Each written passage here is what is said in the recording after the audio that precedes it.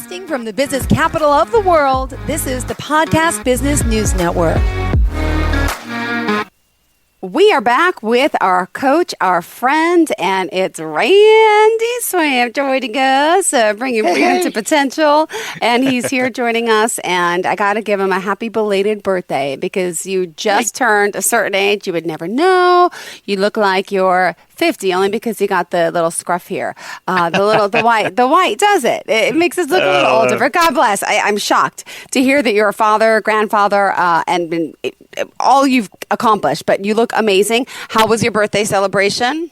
It was relatively uneventful, but it was good. I was able to relax and take a look at things and all that kind of stuff, and just sort of rest. And it was really good for that.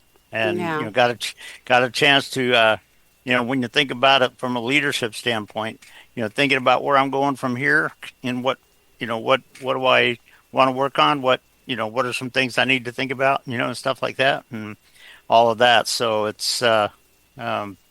was a little bit different. I didn't go out to a big party and do all of this, kind of thing or anything like that. I had a lot of people, and it actually sort of blew my mind, but I had just a ton of people on Facebook, send me messages wishing happy birthday and everything like that. So I spent a large part of that going down there and just saying thank you to every one of them, kind of thing. So, but it was a good day. It was some rest and some thinking and all that. So yeah, it was good. Oh my goodness. Well, thank you. Excited. I'm so glad. What did you have in mind for us today? Well, what I thought I would do is kind of expand it a little bit, or extend it a little bit from what we talked about last week with Steve, when I talked about, with organizational maneuverability concepts, and how all of the aspects that happen are not always just rote academic, and you've got to be ready for it and things of that nature.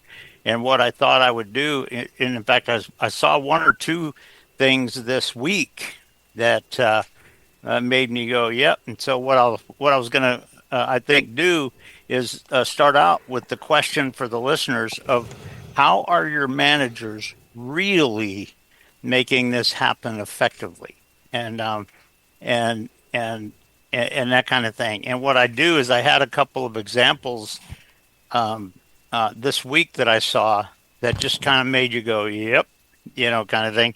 Because they were sort of negative in some respects, and you just got to kind of be aware of that. But the bottom line is, when you're talking about a rapidly changing, unpredictable environment where all the factors that are coming on scene are not just what you would expect, what are some things you got to be aware of? What are some things you got to watch out for?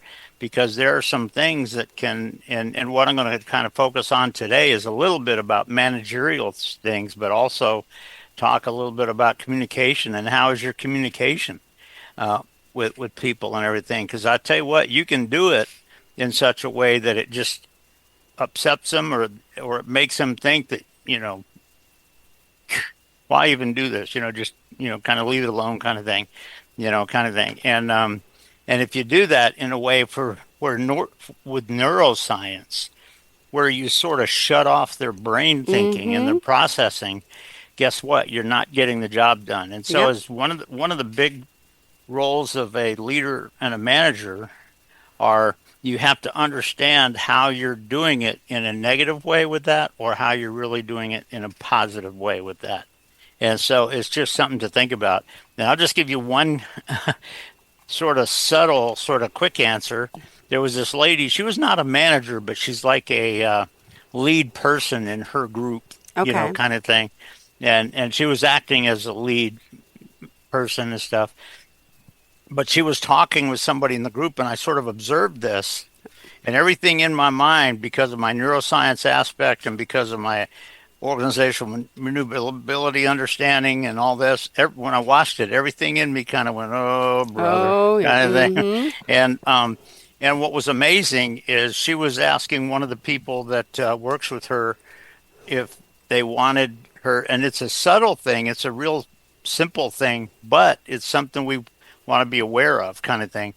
because one of the things she was talking about doing is printing out something for one of her people, and she looked at him with this very direct looking, thing, and she said, "You want me to go do this for you?" Yeah. And the person said, "Well, sure." Yeah. And with with a real sense of vindictiveness, she had one hand up over her like this, and she was looking straight at their eyes, and she goes like this, and she said, "No, answer it yes or no." And if you ask somebody something and they say sure, that's yes, Yeah. that's okay. But and right after she said that, that person said, "Well, like I said, sure, sure." And she said, "No, no, ask it yes or no." And she went on with that kind of sort of dysfunctional mindset. And you know what? That is not causing synergy in your team. And that's what those kind of aspects are things that you got to be thinking about when you're seeing your team and you're looking at yourself involvement, not just coming up with superficial things that you think will just take care of you.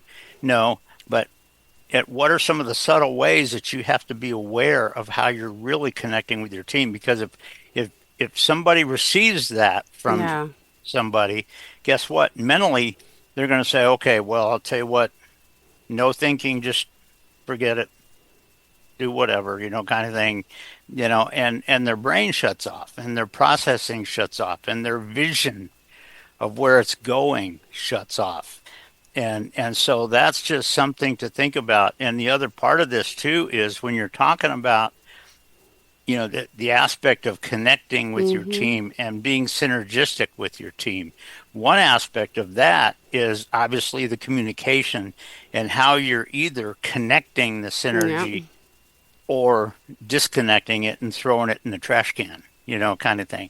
And there's a lot of people, and I will say this, that there's some people out there, probably in today's world, I'm guessing, that think that their job is to make it so that they're chuckling or whatever, or maybe get the other person chuckling, because that'll just make them feel good. No, sorry, that's not how that works. And it Yeah. wasn't the reaction that this person got. But the other part I'll say on this too is, depending on the environment that you're in, particularly if it's organizational maneuverability, where there's a lot of changes happening, a lot of things that are kind of happening, sometimes you get to a situation where the managers, the real managers, are so busy they cannot even connect with their people. Yeah. And and you know what? If that is what your organization is doing, you have to sort of be aware of how you may need to tweak that just slightly. Now, granted, there are some times where the manager has to be very busy. No two ways about it with all that they do, kind of thing. But if you're doing it in such a way where you're assuming that's okay, guess what? What's missing is the sense of Yeah. synergy in your team. And so there's a lot of aspects like that. And the big thing that people sometimes don't understand is when you're negatively impacting the synergy and that sort of oneness together that people have a sense of from a neuroscience standpoint, the oneness, the teamwork, and all of that really goes in the trash. And the other part of it too is their mental processing goes in the trash, because one of the things that they're probably thinking about is, okay, how do I just avoid this with them? How am I going to do that? Yeah. When you don't want that. And so it's just something to think about when you're talking about having to lead your team and your group in a rapidly changing environment. And also, if you're just one of the people on your team and not the actual leader, how are you going to interact with people in such a way that that really gets built, and you can have that positive oneness there? Because guess what, you can lead. That doesn't mean just telling people what to do, but by modeling things Oh, and yeah. and connecting with people, in a challenging situation, in a challenging time, in a challenging environment, Mm-hmm. connecting with people in such a way that they have a vision and a picture of what's really possible in this. Yeah. And you know what? They're working on it in their mind and they're getting it there. And that's something to think about. But you know what? Like I say, if you have somebody where I'm your boss today, but you know what? We haven't said anything for about 2 weeks because I've been so busy. Guess what? Yeah. Not getting the job done really on that. And there are times where you got to come in, and if nothing else, just have a quick, couple of minute conversation with somebody that's True. positive, kind of thing, and connect with them in a way like that. And when you do that, if you think about that, if you do it in the dysfunctional way that I just kind of mentioned there, what people do is their vision and their processing and all that gets thrown right into the trash. Uh, Their whole processing is, how do I want to avoid what you're doing? How do I, golly gee, kind of thing. How do I defend myself from this junk? And that kind of stuff. But if there's a subtle positive aspect of it, what you find is some of the people on your team, as they're engendering their neuroscience processing in the frontal lobe here, what happens is they may come up with a couple of solutions that nobody else on your team, including the manager, including the bosses, never thought of yet. yeah. And when they bring it up to the boss or something, or the rest of the team, everybody goes, "Oh wow, yeah, yeah," kind of thing. And that doesn't happen when you're shutting people down and when you're just doing that kind of stuff. So it's just something to think about, that when you're talking about really leading your team in a challenging environment, because you know what, like we said, I said this several times along our journey, but last week I mentioned it also because we were talking about uh, you know on organizational maneuverability, on any strategic plans that you have. Guess what? There's factors that are going to come on scene that you never expected. What do they look like? And in fact, just telling people what to think and say is not the right way to lead. What you do, really more so, is you ask them some great questions that Mm-hmm. get them to process the solutions. Now, if the solution is a little bit different than what you've already strategically thought of, guess what? Yeah. You may amend yours a little bit because it has one factor in there, but you might also help that person understand how they bring that together with the strategy that you came up with. And so all of that can be a positive thing in that. But it's just, like I say, it's just something that a lot of people don't realize. If you're making it so that your manager is so busy, they can't even ever really have positive interaction with their people, kind of thing. Uh, you're hurting your own the situational awareness and the synergy and the teamwork and all that kind of stuff. And one of the things that managers and leaders have to do is to lead that degree of oneness in their team.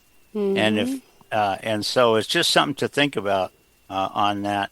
And like I said, part of it is in the way you communicate. Also, Yeah. if you communicate it in such a way, like I mentioned, I saw that one person do, that was extremely dysfunctional, because the person she talked to about that, when she said, "Well, do you mean yes or no?" He looked at her again. He said, "Sure." She said, "Yes or no?" Well, when she asked the question, Yeah. he said, "Sure," which means, okay, yeah, I'm in agreement with that. Let's do that. But But she just disconnected from that to go into this other aspect of it. And so it's just some things to think about, that when you're talking about truly leading your team, it's not just playing games, and it's not just trying to create unexpected things to happen so that you can just play the game, play control freak games, or whatever. Make it connect with people in such a way that they believe in how you see them and how you experience them and how you believe in them Yeah. as your teammate, and and and you're not disconnecting from that. So it's just something to think about.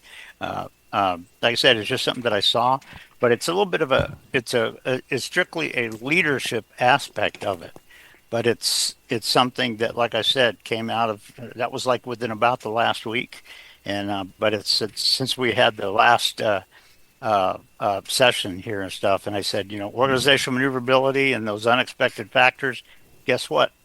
As a leader or as somebody who's even uh, being kind of a leader on your team, guess what? When unexpected factors come on, do you have your team developed so far that you're not just trying to get them to just capitulate to you and shut everything off? Or are you truly building their insight? And are you helping them get a sense of it? Now, are there times when you need to have them just accept what you're strategizing for this? Yeah, there are, depending on the craziness of it or the situation and the unexpectations of it and all that. But when you're talking about leading your team, how you do that is everything, because you can do that in a way that is grossly negative and totally dysfunctional in your team, or you can do it in such a way that makes them grow and they go, oh, okay, yeah, you know what, they believe in me and they like me, and you know what, I see what that's saying. Let's do that.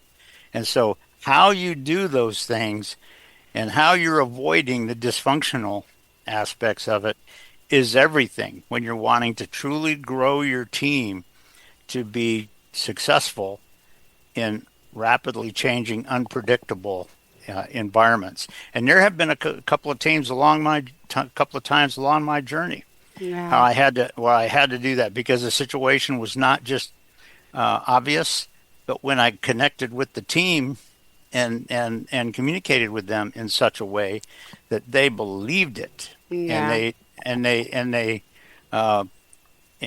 they kind of went with it. In fact, I think I mentioned this in the show that we were together on. You can nod your head if you remember it. I don't know, but Go ahead, this tell was me. about 30 years ago. But the team that worked for me at an Air Force base was coming up with some unique situations that they were sort of envisioning, and I was standing there. I was the boss, and I was standing there. I was hearing where they were going. Now going, you know what? That's a good thought process they're following there. Good, good. Well, what happened is one guy who was a friend of mine, and we both were F4 people in the military and everything, but he kind of was going over to write some notes down. And I don't know if you remember me saying this or not before, but he suddenly realized that the boss was in the room standing right there. And he went, oh, he was sitting down and he froze and he Hmm. just looked up at me since I was the boss. And all I did was I looked at him and I winked at him and I nodded my head. Oh my And gosh. he just smiled and sat down. Because what I told him was, yeah, you're going in a good direction. Good. Keep going and stuff. But it's just the aspect when you're talking about the unexpected, unpredictable, rapidly changing environments that happen so often today. It's not just about controlling your people and dictating and making them shut their mental processing Mm-hmm. off and throwing it in the trash can or anything like that. But it's interacting in them with them in such a way that that now if it's something that's not good, guess what? If you communicate it right and ethically and professionally, guess what? They'll probably get a sense of that Seriously. and all that. But the bottom line is when you're talking about that aspect of your team, you got to be aware of that. And like I said, when I saw this one sort of kind of leader on her team do what she did, everything in my brain and my mindset went, "Yep, that's goofy." Oh, In the way she was doing it because she was not connecting with her cohort there in such a way that it was positive. And so when you're talking about leading your team, not only do you need to lead your team and model it, but you need to develop them in a way where they're not just shutting their brain off and just kind of going along this, as you said, but they're actually engaging their mental processing, and so they can understand it. Because that guy, when he looked at her and said, "Sure, guess what?" Yeah, That's one way of saying yes. yeah, But it's just something to think about when you're talking about this aspect of communication and leading your team and really building the oneness, the synergy, and the success, as opposed to just going through some rote academic thing where you're trying to get them to just be completely dependent on you and everything. And that's just one thing I saw this week, but it sort of dovetails out a little bit about what we talked about last time with the previous thing there, because that one was real about strategic planning and strategic thinking. This one was much more about the real leadership aspect in that specific kind of environment. So it's just something to think about, that people that are in leadership roles need to have some awareness of. And how are you doing it right? yeah. Not just to applaud yourself, but truly doing it right. And how do you need to improve what you're doing to truly make the oneness, synergy, and success happen? And that oneness and success isn't just what you do externally, but it's what comes from inside of you as a team. And that's what a lot of people forget. So just something to think about. Let me ask you this. If you're nowadays, like, this world is so, I mean, it's different. Now, with all these, you have a birthday coming up, milestone, you are well educated, obviously. You are just wiser about amongst most people. What do you think? This is a parenting question. Growing up now, kids today, right? Yep. How are we going to let and make, without making, our kids, though, make better choices to be successful people? I just feel like this generation has lost a little touch with that. I think you're right. I mean, you, though, having all this knowledge, what would you do different now? Maybe with your grandkids, like what do you suggest? Because as a parent, I just feel like the world is, I don't think people are going to be like you and I many years from now, is what I'm trying to say. They can be, but they probably won't be. Yeah, that's right. But let me just, to answer your question, let me just share this with you, because you can go, if you would like, or anybody else that's listening would like to, they can go on my website and read the last blog that I put in there, which is on Rising Stars, youth, kind of thing. Yep. Because in that blog, I answered the question you're talking about. Now, just give you a picture. Yeah, I didn't even read it. Okay, go ahead. It's just random thinking. Well, you probably didn't know it was out there, but just one thing to think about. But I will say this: that this is the short answer to your question, and one of the phrases that I have put in some blogs and also have mentioned to people is that true leadership is more caught than taught. Yep. And that's what a lot of people don't realize. But you remember, I shared this story because my great granddaughter, her mother was very abusive and everything. So about 10 years ago, the father divorced her, and because of the evidence and the legal evidence of it and everything, the father was giving exclusive custody rights of the kids. Mm-hmm. The mother was only allowed supervised visitation. Yep. And so, but I will say this, and I think I shared this with you one time before, but there was one time right after they had moved out and moved into his mother's house just to kind of have a place to stay for a short period and stuff. And he called me and he said, "You know what? Hallie had been sitting on my knee for 2 hours crying, and all she was saying is, 'Why doesn't Mommy love me?' Kind of thing like this." And at the time, she was about 4.5 to 5 years old, kind of thing. And and what's amazing on that, I asked him, and talking about this aspect that you're referring to, and also a coaching approach, I asked him, I said, well, let me ask you this, Jeff, how did you respond? And he said, you know what? Because she sat there crying for 2 hours, kind of thing. And he looked at me. Well, didn't look at me because we were on the phone. But he said, well, I didn't say anything. I just sat there with her and held her. And I said, Jeff, you did it exactly right.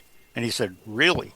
I said, yeah, because you didn't badmouth anybody. You didn't speak evilly of anybody. But what you did is you helped your daughter experience for 2 hours that she didn't have to go through tough times alone. Wow. And I said, she got a sense of that. And I said, that's what you did. So you did it awesome, buddy. And he was appreciative of that. But one of the things that I have in this blog is that, and this is a short answer to your question, but one of the things that has been so amazing in her life, and I think my great-grandson's life too, is the fact that what they experienced, it's not about the parents just came and talked to them and told them what to do and told them how to think or anything like that. They just connected with them and helped them experience the truth and the reality. And what happened is this young lady who now is 14 years old. Wow. I'm sorry, 15, I think, kind of thing. But she's, because she just got her last birthday in May. So, but she is doing amazing in her thinking. She wants to go be a nurse for her career and everything. But she also, last year, she also went and joined the track team for her high school. And what she did is she became a track runner, and she did some amazing things. She made some amazing results. And what was amazing is right at the end of the year, the head coach of the track team, she came up and called Hallie up, and Hallie went up there, and I got two pictures that are her standing there. And what happened is the coach is applauding her, as is the audience, and she was awarded 2 awards for her experience in track and everything. And so, you know what? She has learned to overcome. She has become a strong person. She has become a person who has insights, who has, the vision and the mental processing ability to understand situations that are happening and things of that nature. She has all of that, but the way that she got that is not just somebody telling her what to do or telling her how to think, but the way that all of us adults connected in with her, and she experienced the difference. So like I said, that leadership aspect is much more caught than taught. And she, with what she experienced, she kind of began to get the experience of this truth, and she brought it into herself as she learned about that. And so it's just, when you're talking about youth and rising stars, that's one aspect that people have to get a sense of. And that's also true with people that you work with. That's actually not disaligned with what I said earlier in the meeting today. It's an aspect of how you're really connecting with your people, instead of doing it dysfunctionally, but truly connecting with people, and not just telling them what to do, but that experience of it and all. Because like I said, true leadership in you, your teams, or your rising stars, true leadership and true growth is caught rather than taught. Now, are there some things that you got to teach? Yeah, but it's caught rather than taught. And got so that's kind of the answer to your question. So just something to think about. Thank you so much. You have a fantastic day, and we'll talk again next week. Thank you so much. As always, how do we contact you? Well, you can go to my website, coachingforrelevance.com, and or you can, and on the front page there, it also has my cell phone and my email address. Somebody can send it. As you know, I don't do sales pitches. I mean, if somebody has a need, we'll come up with something. But if they just want to have a chat, we can do that. And so, thank you so much. And it's always an honor be with you here. Ditto. Thank you. Enjoy the rest of your day, sweetheart. Enjoy the 4th, the extended holiday weekend. And thank you for being such an amazing person. And happy belated. Bye. Thank you. Take care.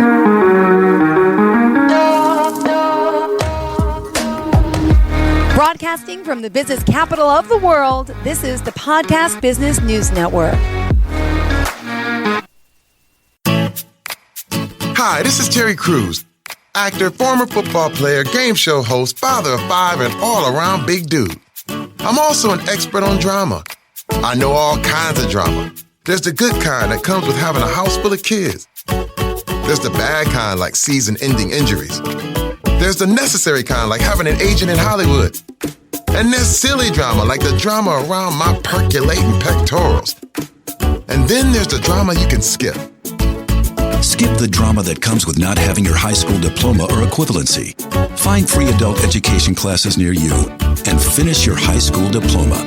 Visit finishyourdiploma.org. Or text diploma to 97779. Message and data rates may apply. Reply stop to opt out. That's diploma to 97779. And leave the drama to actors like me. Brought to you by the Dollar General Literacy Foundation and the Ad Council.